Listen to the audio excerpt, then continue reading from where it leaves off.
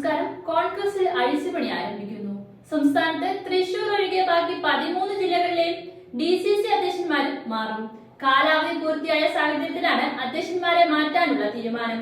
മാറാനുള്ള സന്നദ്ധത DCC അധ്യക്ഷന്മാരും അറിയിച്ചിരുന്നു.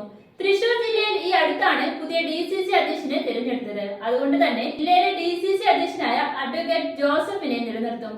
മറ്റെല്ലാ DCC അധ്യക്ഷന്മാരെയും മാറ്റി പുതിയവരെ പെട്ടെന്ന് പ്രഖ്യാപിക്കാനാണ് ഒരുങ്ങുന്നത്. സംസ്ഥാനത്തെ പുതിയ KPCC അധ്യക്ഷൻ വരുമ്പോൾ പുതിയ അധ്യക്ഷന്മാരും ഉണ്ടാവണമെന്നാണ് നേതൃത്വം ആഗ്രഹിക്കുന്നത്. മഹാരാഷ്ട്ര, ബീഹാർ സംസ്ഥാനങ്ങളിലെ സംസ്ഥാന അധ്യക്ഷന്മാരെ അടുത്തിടെ മാറ്റിയിരുന്നു.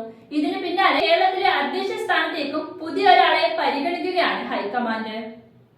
ക്രൈസ്തവ വിഭാഗത്തിൽ നിന്നുള്ള നേതാവ് കോൺഗ്രസ് അധ്യക്ഷ സ്ഥാനത്തേക്ക് വരണമെന്ന് കേരളത്തിലെ പാർട്ടിക്കുള്ളിൽ പൊതു അഭിപ്രായം രൂപപ്പെട്ടിരുന്നു. പ്രത്യേകിച്ച് റോമൻ കാത്തലിക് വിഭാഗത്തിൽ നിന്നുള്ള നേതാവ്. ഈ ആവശ്യത്തെ ഹൈക്കമാൻഡ് ശരിവെക്കുന്നു എന്ന വിവരമാണ് ഇപ്പോൾ ലഭിക്കുന്നത്. സണ്ണി ജോസഫ് MLA-യുടെയും റോജി ജോൺ MLA-യുടെയും പേരുകളും ചർച്ചയിലുണ്ടായിരുന്നു.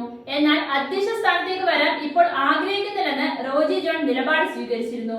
ഇപ്പോ ആന്റോ ആന്റണിയുടെ പേരാണ് സജീവമായി പരിഗണിക്കുന്നത്. ബെന്നി ബെഹ്നാന്റെയും പേര് പരിഗണിക്കുന്നുണ്ട്.